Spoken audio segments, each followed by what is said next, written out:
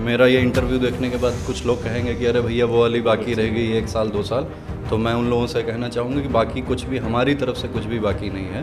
Block प्रमुख के लिए भी दावेदारी फिर से प्रस्तुत करेंगे? स्वाभाविक सी बात है, जो अपना है उसके लिए तो दावेदारी होगी ही होगी। क्या मोनू को भविष्य में किसी राजनीतिक चुनाव में या रोल में देखा जा सकता है? Time will tell. तो राजनीति में, उत्तर प्रदेश की राजनीति में इतने साल विधायक रहने के बाद एक तो वो डिज़र्व करते हैं। मैं बिल्कुल चाहता हूँ कि वो मिनिस्टर बने, उनको बनना भी चाहिए था। नए स्टूडियो में आज हम एक नया मेहमान लेकर आए हैं, वैभव सिंह उर्फ मोनू। वैभव सिंह मोनू को आप जानते हैं, कटरा बाज़ार के युवा भाजपा नेता हैं। आप बावन सिंह विधायक जी के पुत्र हैं, किसी परिचय के मोहताज नहीं है, तो इसीलिए मैं डायरेक्ट कॉन्वर्जेशन पे आता हूँ, बात पे आता हूँ। मोनू, हमने ये एक नया स्टूडियो सेटअप बनाया है और जैसा कि हमने आपको एक टूर भी कराया अपने स्टूडियो का। How do you feel about this? Devi Patan मंडल में अपनी तरह का पहला सेटअप है, योर व्यूज़ ऑन दिस? सबसे पहले तो गोंडा पोस्ट और उसके दर्शकों को 1 लाख व्यूअर्स पूरे होने के लिए आप सभी, आपकी पूरी टीम को और आपकी पूरी टीम के साथ साथ गोंडा पोस्ट के सभी दर्शकों को बहुत बहुत बधाई और शुभकामनाएं। और जैसा कि इस नए सेटअप की बात की जाए तो मुझे लगता है अपनी तरह का ये देवी पाटन मंडल में इकलौता और सबसे शानदार सेटअप आपने गोंडा पोस्ट की टीम ने बनाया है, इसके लिए आप बधाई के पात्र हैं। ओके मोनू, चूँकि बात गोंडा पोस्ट की है, गोंडा की है, तो छोटी सी कॉन्वर्जेशन करेंगे about your vision for Gonda, ख़ास तौर पे कटरा बाज़ार या गोंडा के बारे में। अगर मैं आपके विजन की बात करूं, ज्योग्राफी के हिसाब से पॉलिसी चेंज होती है जी, यहाँ पे आपको क्या लगता है कि भविष्य का गोंडा कैसा होना चाहिए? भविष्य के गोंडा के लिए बहुत सारी चीज़ें हम लोगों के दिमाग में भी हैं, उस पर प्रयास भी चल रहा है। सबसे पहले तो रोड इंफ्रास्ट्रक्चर की बात करें तो उसमें पिछले 7-8 सालों में, जब से भारतीय जनता पार्टी की सरकार आई, तो आपने खुद भी देखा होगा, महसूस किया होगा कि आमूल चूल परिवर्तन हुए। रोड कनेक्टिविटी में मुझे लगता है कि इस टाइम पे कोने कोने तक सरकार के द्वारा वाइडनिंग स्ट्रेंथनिंग का काम किया गया।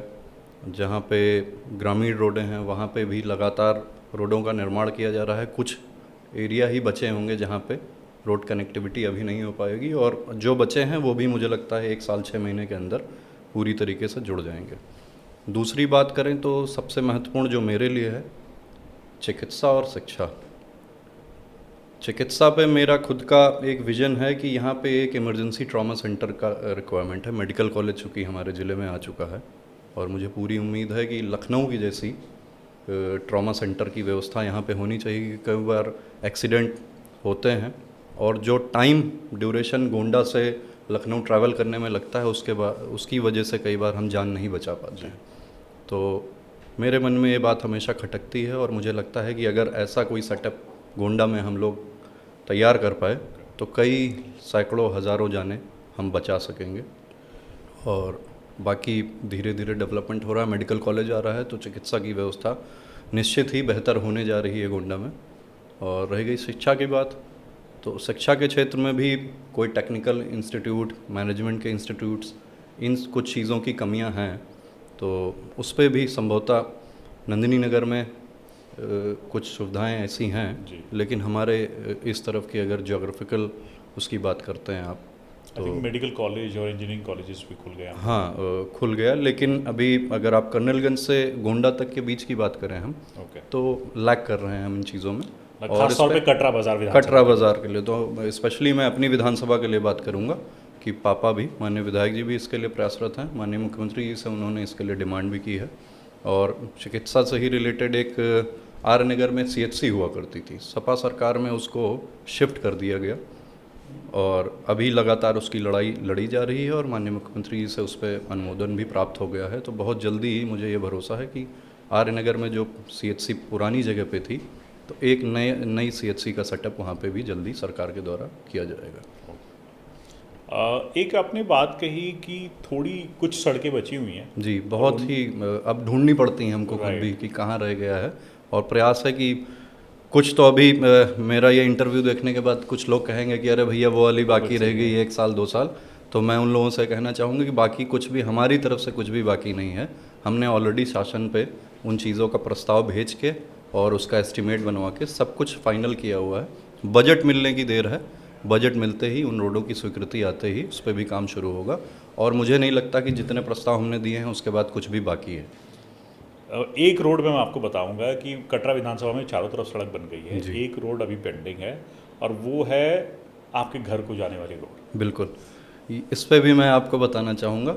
करीब 2012 में जब पापा तीसरी बार विधायक बने तो सपा की सरकार थी, तो उस टाइम पे प्रयास किए गए, लेकिन वो रोड की स्वीकृति नहीं मिल पाई। 2017 में भारतीय जनता पार्टी की सरकार बनी और जब प्रस्ताव मांगे गए और रोडें बननी स्टार्ट हुई, तो पापा और मैंने बात किया कि पापा गद्दौपुर और चौरी की रोड सबसे आखिर में बनवाएंगे, पहले पूरी विधानसभा में सबको सुगम रास्ता मुहैया कराएंगे, रोड बनवा के देंगे, उसके बाद अपनी रोड बनवाएंगे। नहीं लोग कहेंगे लो विधायक जी पहले अपन रोड बनवाए, लेकिन इसलिए वो अभी पेंडिंग है, लेकिन वो भी बहुत ज़्यादा दिन के लिए पेंडिंग नहीं रहेगा। ओके, तो वो इसलिए पेंडिंग है क्योंकि विधायक जी बाकी पहले कंप्लीट हाँ, करवाएंगे। क्योंकि हमारे लिए कटरा बाज़ार में जितने भी गांव हैं सब हमारे खुद के गांव हैं। सिर्फ गद्दौपुर हम रहते ज़रूर हैं, लेकिन हमारे लिए सब हर गांव गद्दौपुर जैसा ही है। तो हमारा ये प्रयास था कि बाकी हर जगह पहले हम रोडों का जाल बिछा दें, उसके बाद फिर हम अपने गांव में वो काम करेंगे। गांव के अंदर का काम ठीक ठाक पहले से ही था और हो चुका है।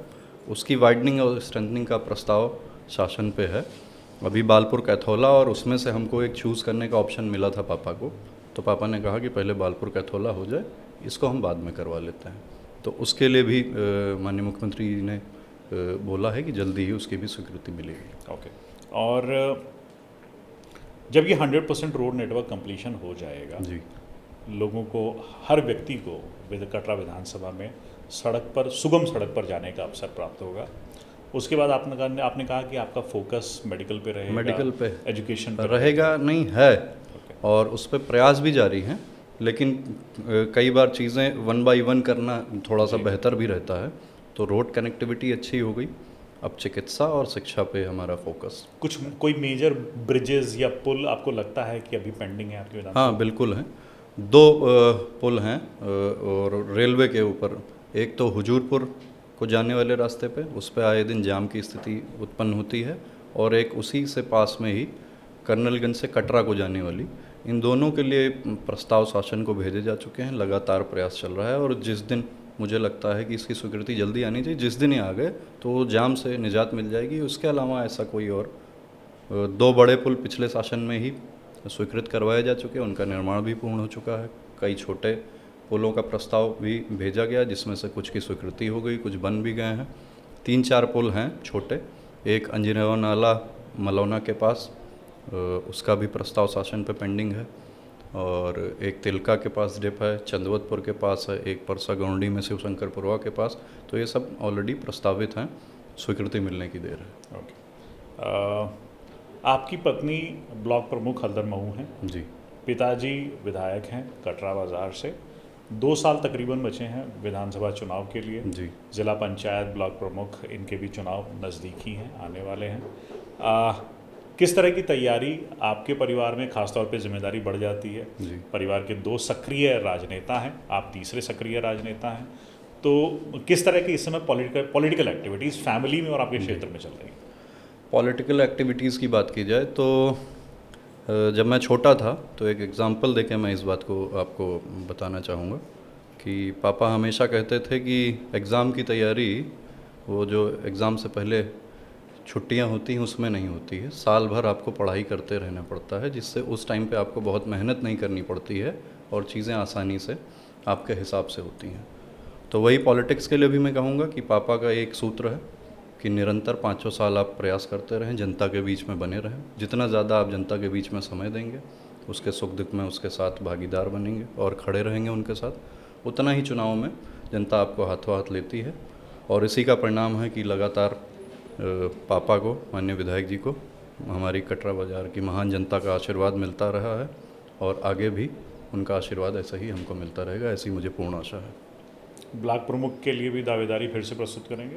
स्वाभाविक सी बात है, जो अपना है उसके लिए तो दावेदारी होगी ही होगी। ओके, ज़िला पंचायती की तैयारी नहीं होगी? नहीं, जिला पंचायती का ना कोई ऐसा महत्वाकांक्षा है और ना ऐसी मुझे कोई ज़रूरत है। अपने लोग हैं जो जिला पंचायत लड़ना चाहते हैं, पार्टी जिनको तय करेगी उनके लिए लग के प्रचार प्रसार किया जाएगा, उनको जिताने का काम किया जाएगा। बहुत सारे लोग ये सवाल उठाते हैं और अपेक्षा रखते हैं उत्तर प्रदेश सरकार से कि बावन सिंह जी कई बार के विधायक हैं तो उनको मंत्री पद मिलना चाहिए। जी, क्या ऐसा ख्वाब आप भी देखते हैं पिताजी के लिए? बिल्कुल देखते हैं। बहुत स्वाभाविक है। कौन सा पुत्र होगा जो ये नहीं चाहेगा कि उसके पिता को वो मुकाम हासिल हो। अब राजनीति में, उत्तर प्रदेश की राजनीति में इतने साल विधायक रहने के बाद एक तो वो डिज़र्व करते हैं, और जिस सिंप्लिसिटी से उन्होंने राजनीति को बढ़ाया और आज भी करते हैं, वो एक मेरे लिए आदर्श का काम करते हैं।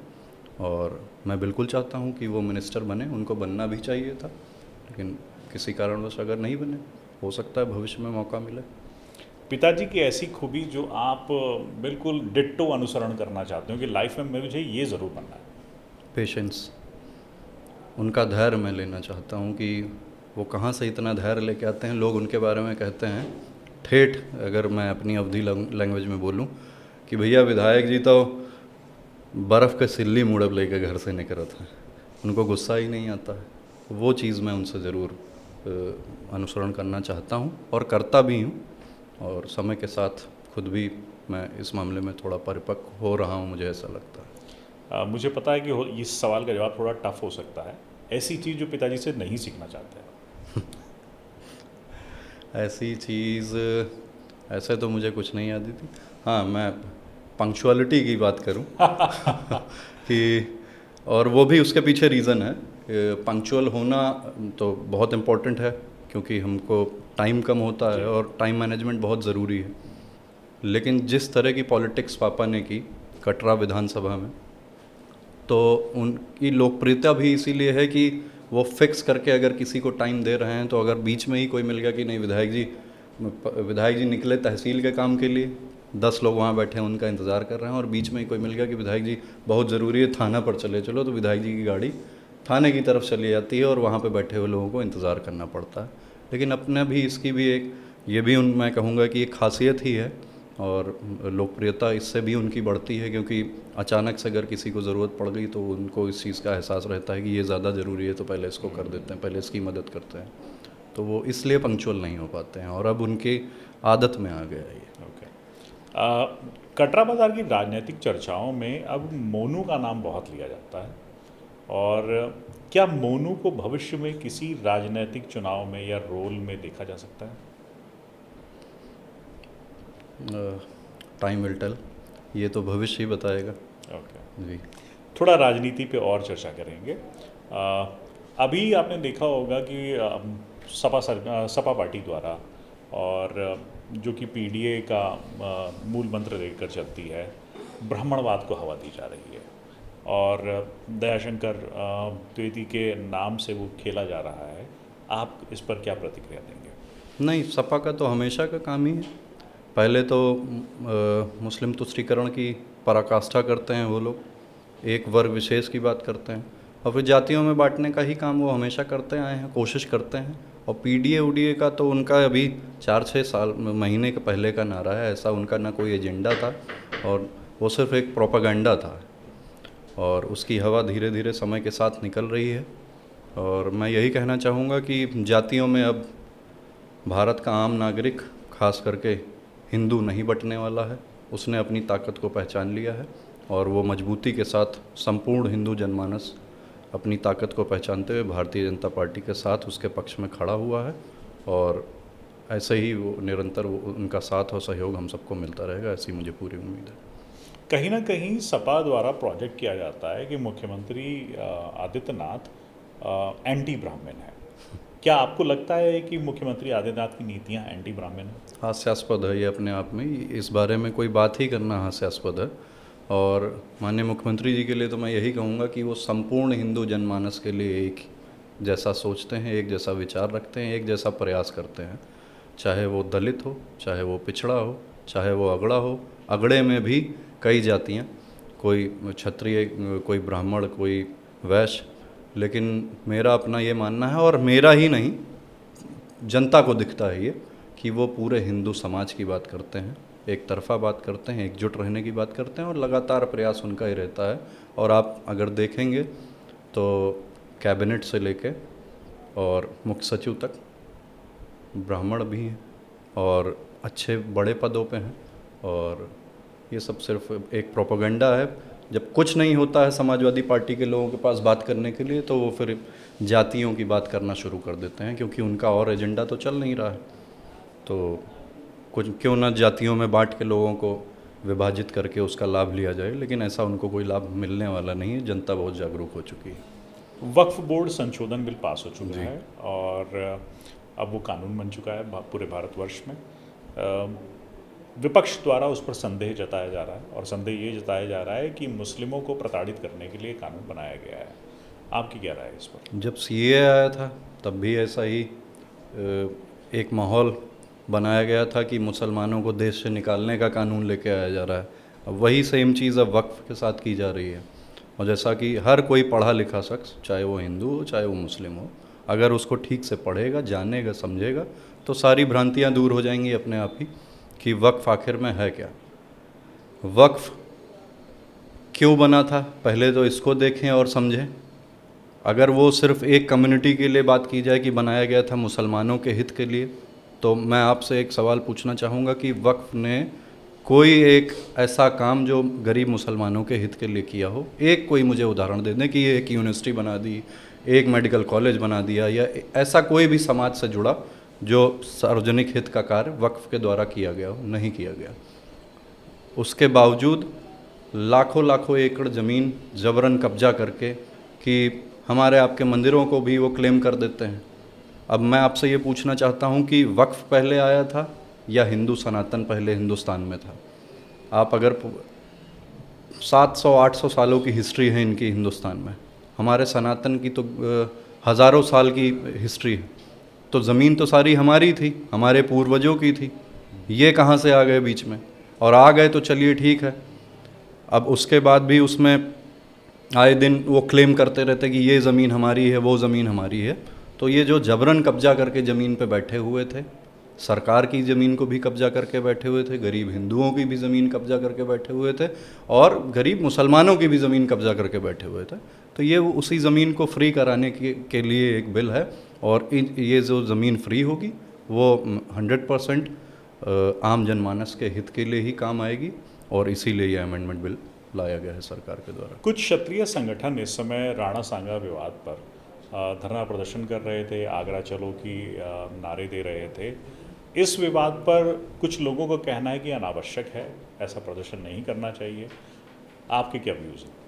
नहीं, कोई भी प्रदर्शन आज के टाइम पे लोकतंत्र के दायरे में रह के होना चाहिए, और हमको भी आपत्ति है, और वो मैंने स्ट्रांगली कंडेम भी किया था इस बात को, जो एक ऐसी महान विभूति के बारे में, ऐसे महान पराक्रमी योद्धा के बारे में ऐसे अपशब्दों का इस्तेमाल समाजवादी पार्टी के एक तथाकथित नेता और सांसद के द्वारा किया गया, उसकी मैंने भर्त्सना भी की थी अभी अपने कुछ पुराने कार्यक्रमों में, और आज भी करता हूँ। लेकिन विरोध का एक तरीका होता है, और मेरी सबसे यही अपील है कि उस एक संवैधानिक तरीके से अपना विरोध दर्ज कराएं, और जनता सब देख रही है, जनता सब जान रही है, और इसका जवाब जनता देगी समाजवादी पार्टी को और उसके गुर्गों को।